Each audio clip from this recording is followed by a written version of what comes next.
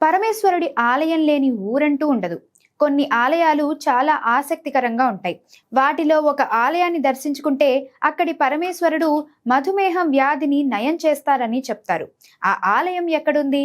ఆ ఆలయ విశేషాలేంటో ఇప్పుడు తెలుసుకుందాం. కరుంబేశ్వరర్ అంటే చెరకు దేవుడు అని అర్థం.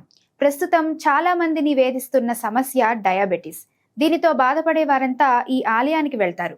అయితే షుగర్ వ్యాధిని తగ్గించుకోవాలంటే ఒక సాధారణ విచిత్రమైన ఆచారం పాటించాల్సి ఉంటుంది. ఆ ఆచారం ఏంటనేది కూడా తెలుసుకుందాం.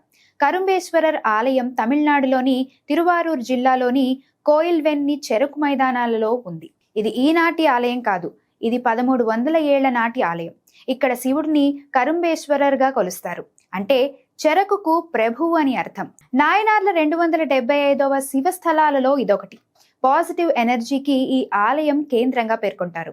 ఇక్కడి శివలింగం కూడా అన్ని ఆలయాల్లోని శివలింగాలకు చాలా భిన్నంగా ఉంటుంది. శివలింగం ఎలా ఉంటుందంటే చెరకు కాండాల సమూహాన్ని కలిపినట్టుగా మనకు కనిపిస్తుంది. ఇక్కడికి వెళ్ళిన వారు చీమలకు, చిన్న చిన్న కీటకాలకు ప్రసాదం పెడతారు. చీమలు ప్రసాదం తింటుంటే ఆ పెట్టిన వారి శరీరంలో చక్కెర స్థాయి తగ్గుతుందని చెప్తారు. ఈ ఆలయానికి వెళ్ళాలంటే ముందుగా కుంభకోణం వెళ్ళాలి.